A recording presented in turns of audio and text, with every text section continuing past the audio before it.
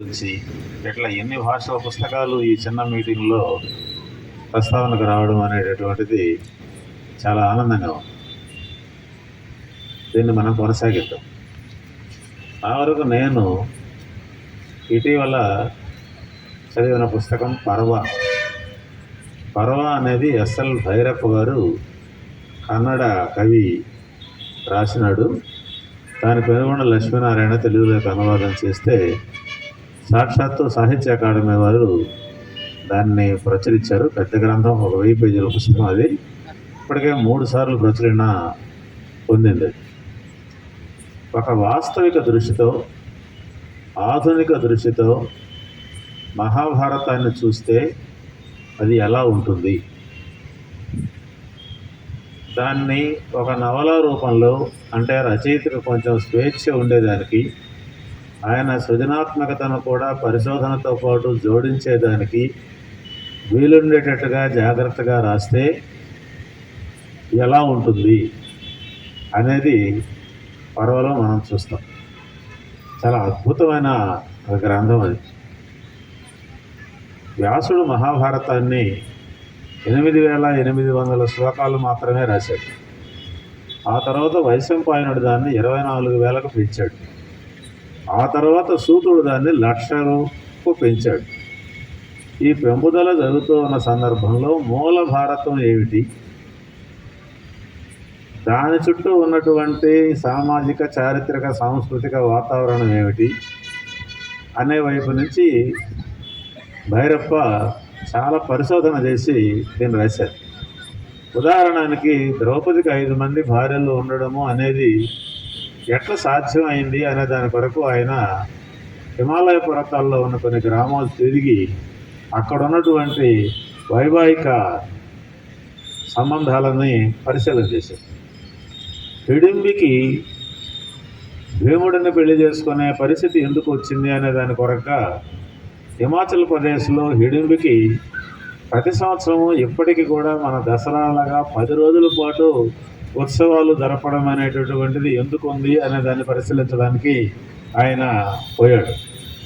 ఈ పరిశోధన అంతా అయిన తర్వాత దాన్ని మహాభారతాన్ని మొదటి నుంచి చివరి దాకా 800-900 పేజీల పుస్తకంగా నవలా రూపంలో ఆయన రాశారు. రాస్తూ కొన్ని డీమిస్టిఫై చేయడానికి ప్రయత్నం చేశారు. ఉదాహరణకి నాగాస్త్రం వేశారు అని అంటే ఎలా అక్కడ ఉంటుంది పాముతో అస్త్రం వేయడం అనేటటువంటిది. బహుశా ఆ బాణానికి విషం పూసి వేసి ఉండొచ్చు, అంతే కదా జరిగి ఉంటుంది.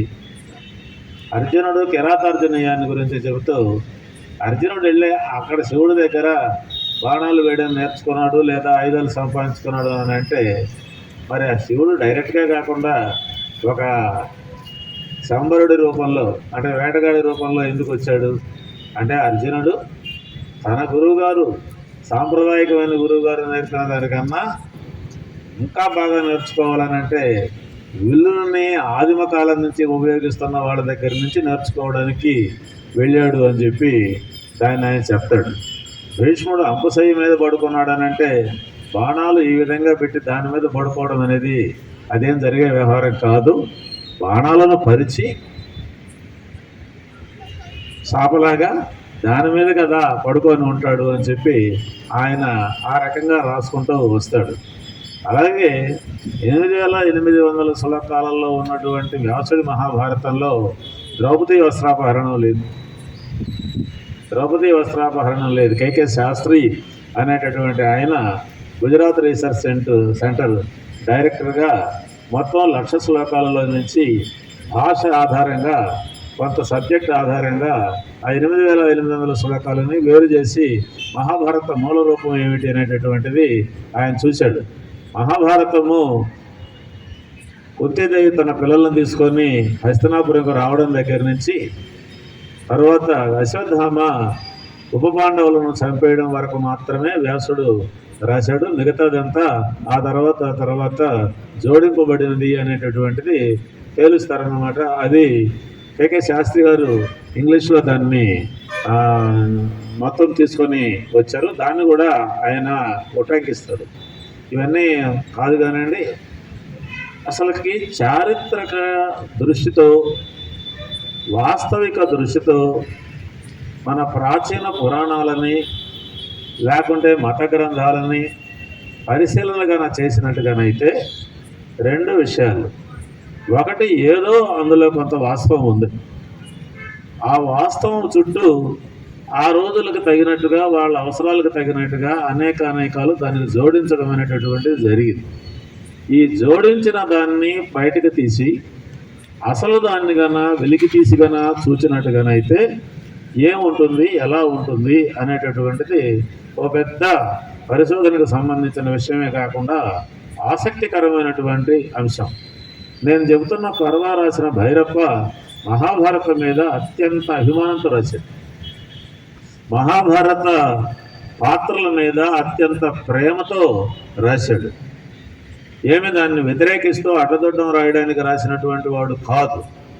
అదే సందర్భంలో కురుక్షేత్రాన్ని ఆయన తిరిగి చూసి కొలిచి ఎంత భూభాగం ఉంది కురుక్షేత్రము, అందులో 18 అక్షౌహిణుల సైన్యము ఏ విధంగా యుద్ధం చేయగలుగుతుంది అనే దాన్ని విశ్లేషించడంతో పాటు ఆ పర్వ పుస్తకంలో చివరి మహాభారత యుద్ధానికి ఎక్కువ సమయాన్ని, స్థలాన్ని కేటాయిస్తాడు. ఆ యుద్ధం జరిగేటప్పుడు వేలాది మంది చనిపోతే, వాళ్ళ రక్త మాంసాలు అక్కడే పారుతూ ఉంటే, శవాలు గుట్టలు పడి ఉంటే, ఏనుగులు గుర్రాలు చనిపోయి ఉంటే, రథాలు విరిగిపోయి ఉంటే, అక్కడే యుద్ధాలు చేసుకుంటూ ఉండడం అనేటటువంటిది ఎంత బీభత్సంగా ఉంటుంది, ఎంత భయంకరంగా ఉంటుంది. 4 రోజులు యుద్ధం జరిగిన తర్వాత చనిపోవడానికి శత్రువు అవసరం ఏమీ లేదు, ఆ దుర్గంధంతోనే చనిపోతారు అనేదాన్ని అద్భుతమైనటువంటి ఒక దృశ్య కావ్యంగా అతగాడు చెబుతాడనమాట. అందువల్ల మనకి ఏంటనంటే ఒక మిత్ అనేటటువంటిది ఉన్నది అంటే కూడా దానికి కూడా ఏదో ఒక భౌతికమైనటువంటి దీనికి కారణం అయి ఉంటుంది. ఊరకే ఆకాశంలో నుంచి రాదు ఏది కూడా. దీన్ని ఈ విధంగా చెప్పే సందర్భంలో నైతికమైన విషయాలు, ధార్మికమైనటువంటి విషయాలు, చారిత్రకంగా ఉదాహరణకి పిల్లలు లేకుండా ఉంటే ఇతరుల వల్ల పిల్లల్ని కనడం అనేటటువంటిది చాలా సాధారణమైనటువంటి విషయంగా ఉన్న వాస్తవం ఇది. స్త్రీ పురుషుల సంబంధాలు ఒక 100 ఏళ్లకు ముందు కూడా ఇప్పుడున్నంతగా లేనటువంటి పరిస్థితి. దీన్ని హిస్టారికల్గా నేను దాన్ని లోతులకి పోవడానికి సమయం కాదు కానండి, దాన్ని చదవండి. దాని తర్వాత దాని అనుకరణ రూపంలో జయం అనే పేరుతో నాయని కృష్ణమూర్తి గారు మరొక మహాభారతాన్ని, ఇదే మహాభారతాన్ని ఆయన నవల రూపంలో తీసుకొచ్చాడు. ఇటీవల దీనికి ఇంకొక రూపంలో అల్లూరి భాస్కరం గారు మంత్రకావాటం తెరిస్తే మహాభారతం మన చరిత్రే, ఇది నవల కాదు, ఇది హిస్టారికల్గా ఇంకా మాట్లాడాలంటే చారిత్రక భౌతికవాదం దృక్పథంతో మహాభారతాన్ని చేసినటువంటి విశ్లేషణ ఇటీవల కాలంలో తెలుగులో స్వతంత్రంగా వచ్చినటువంటి గొప్ప విమర్శనాత్మక గ్రంథాలలో, లోతైనటువంటి అధ్యయనంతో చేసినటువంటి గ్రంథాలలో, స్వతంత్రమైనటువంటి గ్రంథాలలో అనువాదం కాకుండా గొప్ప గ్రంథం ఏమిటి అని అంటే అల్లూరి భాస్కరం గారు రాసినటువంటి మంత్రకావాటం తెలిస్తే మహాభారతం మన చరిత్రే అనేటటువంటి పుస్తకము. ఈ రూపంలో ఈ మహాభారతం, దీనికంటే అందరికంటే ముందర పెండ్యాల సుబ్రహ్మణ్య శాస్త్రి అనేటటువంటి ఆయన 1926లో ఈ మహాభారత చరిత్రము అనే ఒక గ్రంథాన్ని రాశాడు. ఇదే తెలుగులో మొదట మహాభారతాన్ని తాత్విక దృక్పథం నుంచి కాకుండా చారిత్రక దృక్పథం నుంచి రాయడం అనేటటువంటిది ప్రారంభం. ఎంత వ్యవహారం అప్పుడు నడిచిందంటే ఆ విధంగా రాసిన దాని మీద ఆయనకు ఒక కన్ను పోయింది యుకోమేతో. కానీ నీ కన్ను ఇటు రాసిన దాని వల్ల పోయింది అని చెప్పి ఆయన మీద రచ్చ చేశారు, కోర్టులో కేసేశారు. 13 రూపాయలు ఆయనకి అపరాధ శుల్కం కూడా చెల్లించాల్సిన పరిస్థితి వచ్చింది. ఆఖరికి ఆయన్ని రకరకాలైనటువంటి వాళ్ళు కాపాడి ఆ పుస్తకాన్ని తీసుకొని వచ్చి చెన్నైలో ప్రచురింప చేస్తారన్నమాట. మహా కష్టపడి దాన్ని రాస్తాడు. చాలా అద్భుతమైనటువంటి ఈ గ్రంథం. ఆ మహానుభావుడు ఆయన రాసిన దాన్ని ఆధారంగా చేసుకుని వీళ్ళందరూ చేయడం అనేది జరిగింది. నేను దీన్ని చదువుతున్నా, ఇంకా చాలా చదవాల్సి ఉంది. నేను ఒక పర్వాన్ని మీకు పరిచయం చేశాను కానీ మహాభారతం చుట్టూ 1926 డిసెంబరు 6వ తేదీన కట్టమంచి రామలింగారెడ్డి గారు మద్రాసులో చేసినటువంటి ఉపన్యాసం నుంచి తెలుగులో మహాభారతం మీద ఇంత చర్చోపచర్చలు జరగడం అనేటటువంటిది ప్రారంభమైంది. 1926 నుంచి 2025 దాకా, అంటే ఎంతకాలమైనట్టు, ఒక 100 ఏళ్ల నుంచి మహాభారతం మీద ఆంధ్రదేశంలో ఇన్ని రకాలైనటువంటి చర్చలు జరగడం అనేటటువంటిది, అది చివరికి మంత్రకావాటం తెరవడం దాకా వెళ్ళడం అనేటటువంటిది ఎవరైనా ఓపికగా ఇవన్నీ గనా వలస పెట్టుకొని గనా చదివినట్టుగానైతే పెద్ద ఎత్తున అసలు భారతీయ సంస్కృతికి సంబంధించి, చరిత్రకు సంబంధించి, పురాణాలకు సంబంధించి, ఐతిహాసికతగా సంబంధించినంత వరకు ఒక నాలెడ్జ్ ఎంత వస్తుందో నేనైతే చెప్పలేను మిత్రులారా.